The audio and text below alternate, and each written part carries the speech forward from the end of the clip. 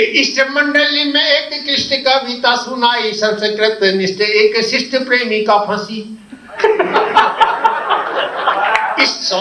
काफी पुरानी। इष्ट मंडली में एक कृष्ण कविता सुनाई, संस्कृत निष्ठ एक शिष्ट प्रेमी का फंसी। मैंने कहा जीवन के परिशिष्ट में क्यों मिली, भूमिका में कहाँ गई थी तू मेरी।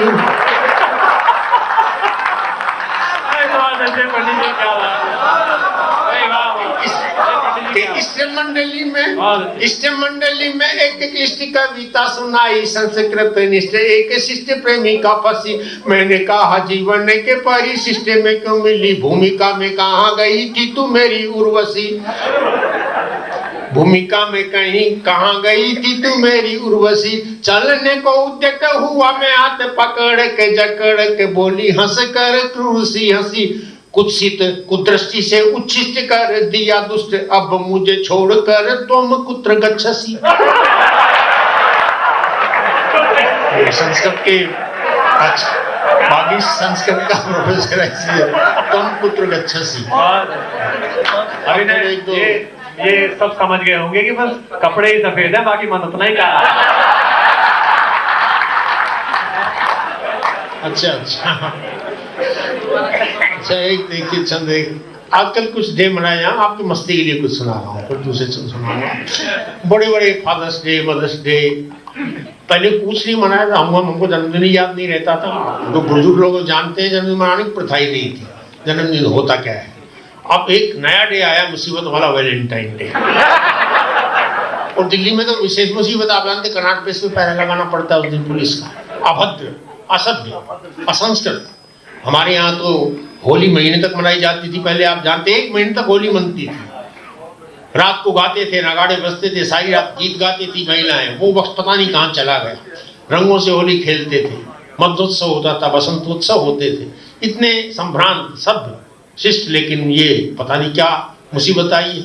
तो मैं तो गांव का रहने वाला साहब, आप भी, ये गांव ही था पहले यहाँ, और आप में से अधिकतर लोग गांव से ही आए हैं।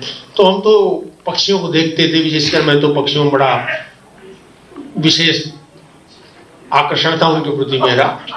तो चिड़े चिड़िया कबूतरों के जोड़े को देखता था। आज भी मेरे घर के खिड़की पर, दरवाजे पर चिड़े चिड़िया आकर बैठ जाते।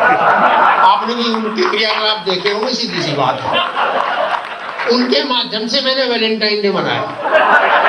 देखें, आपको अच्छा लगे तो आप कि पाश्चात्य सभ्यता की नग्नता में मग्न है जो, पाश्चात्य सभ्यता की नग्नता में मग्न है जो, खिल्ली उनकी उड़ाते हैं ये चिड़े चिड़िया। कभी तो किवाड़ कभी खिड़की पे बैठकर प्रेम भरे गीत गाते हैं ये चिड़े चिड़िया। प्रेम भरे गीत गाते हैं ये चिड़े चिड़िया। आई लव माई लव ची ची ची ची चू चू चू चू। प्रेम की भाषा। पाश्चात्य सभ्यता की नग्नता में मग्न है जो, खिल्ली उनकी उड़ाते हैं ये चिड़े चिड़िया। कभी तो किवाड़ कभी खिड़की पे बैठकर प्रेम भरे गीत गाते हैं ये चिड़े चिड़िया। आई लव माई लव ची ची ची ची चू चू चू चू चूमा चुम्मी चाहते हैं ये चिड़े चिड़िया। आई लव ची ची ची ची चू चू चू चू चूमा चुम्मी चाहते हैं ये चिड़े चिड़िया। तुम साल में मनाते एक दिन, प्रतिदिन वैलेंटाइन डे मनाते हैं ये चिड़े चिड़िया। और एक और छंद है, उसके किसी ने फरमाइश भी की है, किसी रसिक श्रोता ने। एक अंग्रेजी का शब्द फ्रेंच बाथ, आपने सुना भी होगा शायद पहले मेरे मुंह से। इसका अर्थ होता है निर्वस्त्र होकर स्नान करना। हमारी सभ्यता में वर्जित, आप जानते, कोई आदमी बिना वस्त्रों को नहाता हुआ नहीं मिलेगा। चाहे वो किसी जोड़ में तालाब पर नहा रहा हो, लेकिन कोई ना कोई वस्त्र लपेट करना था, देखने वाला कोई ना हो। लेकिन हम सीखे ही नहीं बिना कपड़ों के पहन नहाना, गमछा तौलिया धोती जो भी लपेट कर। लेकिन आजकल तो जरूरत से ज्यादा एडवांस हो गए हैं लोग। वो यहाँ दिल्ली में मैंने सुना है कुछ 5 स्टार होटलों में पुरुष सामूहिक रूप से निर्वस्त्र होकर स्नान करते हैं। इसलिए कि ऐसा नहीं करेंगे तो लोगों को बड़ा नहीं समझेंगे। आजकल एडवांस होने का मतलब आदमी जितना नंगा होगा उतना एडवांस, उतना ही महान। और हम जैसे लोग कहेंगे साहब बड़े आदमी कुछ भी कर सकते हैं, नंगे घूमने भी लगे तो हम क्या कर लेंगे। उनके बच्चों की तो पोशाक आपने देखी है, वस्त्र कहाँ से कहाँ तक आ गए, तो आप वो नंगेपन से भी खराब है। तो इसको आप ध्यान में रखें। लेकिन मैंने सिद्ध किया है कि भाई ये फ्रेंच बात हम बहुत दिनों से करते आ रहे हैं। पश्चिम से उधार नहीं लिया आपने, फ्रांस से उधार नहीं लिया है।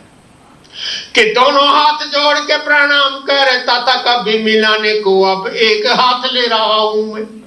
दोनों हाथ जोड़ के प्रणाम करता था, कभी मिलाने को अब एक हाथ ले रहा हूं मैं। धूल भरी पग डंडी पगों से बिछुड़ गई, चलने के लिए फुटपाथ ले रहा हूं मैं। पूरब का सूरज न पूरब में डूब जाए, पश्चिम की सभ्यता को साथ ले रहा हूं मैं। बचपन में नहाता था मैं नंगा बारिश में, मुझे क्या पता था फ्रेंच बाथ ले रहा हूं। तो ये तो हम सब बचपन में ले चुके हैं पश्चिमात को। और कुछ देखिए, एक यथार्थ का जन्म सुनाता हूँ। हमारे यहाँ भक्ति भावना भी लोग बहुत करते हैं, लेकिन भक्तों में कितनी भावना, कैसी भावना होती है।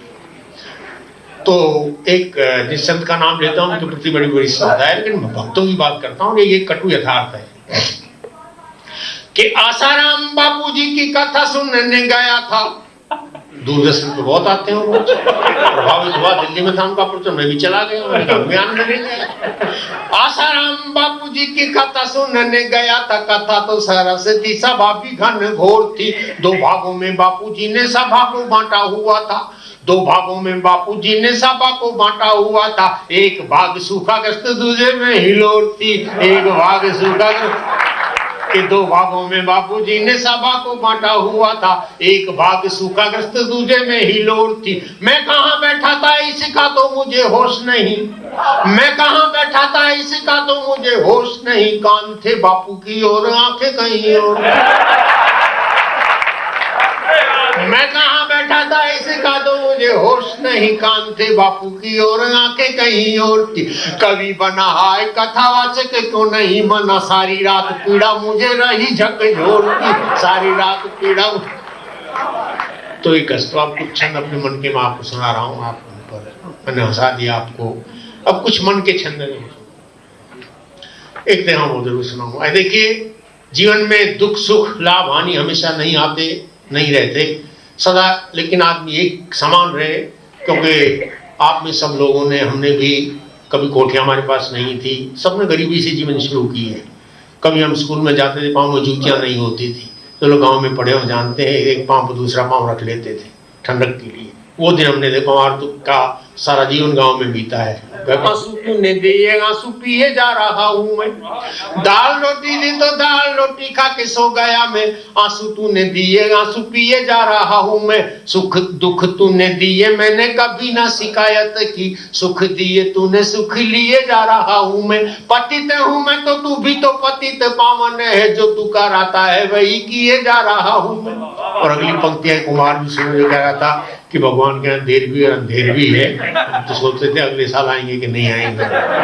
कि पतित हूँ मैं तो तू भी तो पतित पावन है। जो तू कराता है वही किए जा रहा हूँ मैं। मृत्यु का बुलावा जब भेजेगा तो आ जाऊंगा। तूने कहा जिए जा तो जिए जा रहा हूँ मैं। तूने कहा जिए जा तो जिए। जो कुछ है उसकी इच्छा से हो रहा है, अपनी इच्छा से हम कुछ नहीं कर सकते। एक दो छंद और देखें कि बचपन में खिलौने जवानी में जोश और बुढ़ापे में आदमी का धन साथ देता है। बचपन में खिलौने जवानी में जोश और बुढ़ापे में आदमी का धन साथ देता है। संपत्ति में साथ देने तो हजारों आ जाते हैं। विपत्ति में प्रभु का मनन साथ देता है। विपत्ति में प्रभु का मनन साथ देता है। तन स्वस्थ रहे तो ये मन भी ना होता पस्त। मन मस्त रहे तो ये तन साथ देता है। हिम्मत के हथियार हाथ से जो खिसके तो तन साथ देता है ना मन साथ देता है। तन साथ देता है। और एक धन की महिमा पर मैंने छंद लिखा है मित्रों। नौकरी पेशे वालों के लिए विशेष रूप से मकसद सुना दिया करता हूँ। जो लोग रिटायर हो जाते हैं, बहू बेटे बैला फुसला कर सेवा करके सारा पैसा छीन लेते हैं। इतनी सेवा करेंगे पापा जी ये है, बस लग जाएंगे सेवा में। और जब पूरा पैसा उनका छीन लेंगे फिर देखें उनका क्या व्यवहार होता है। वो बागबान फिल्म देखी होगी आपने, अमिताभ बच्चन वाली। बिल्कुल वही होता है साहब। मैं तो मेरे पड़ोस में सारे को की कॉलोनी है मालवीय नगर, मैं बहुत से लोगों की हालत देखता हूँ, मुझे बड़ा दुख होता है। इसलिए मैं बड़ा संभल के रहता हूँ। आप भी संभल के रहे। के पैसा पास हो तो बहू बेटे प्यार से कहेंगे। पैसा पास हो तो बहू बेटे प्यार से कहेंगे खाने में क्या क्या खाएंगे पापा जी बताइए। पैसा पास हो तो बहू बेटे प्यार से कहेंगे खाने में क्या क्या खाएंगे पापा जी बताइए। पैसा नहीं हो तो रूखी सूखी सब्जी रोटी दे के बहू चिल्ला के कहेगी खाना है तो खाइए। बहू चिल्ला के कहेगी खाना है तो खाइए। धनवान ससुर की बहू पति से कहेगी थक गए होंगे पाँव पापा के दबाइए। धनवान ससुर की बहू पति से कहेगी थक गए होंगे पाँव पापा के दबाइए। धनहीन से कहेगी टांगे टूट जाएंगी क्या बच्चों को स्कूल तक छोड़कर आइए। बच्चों को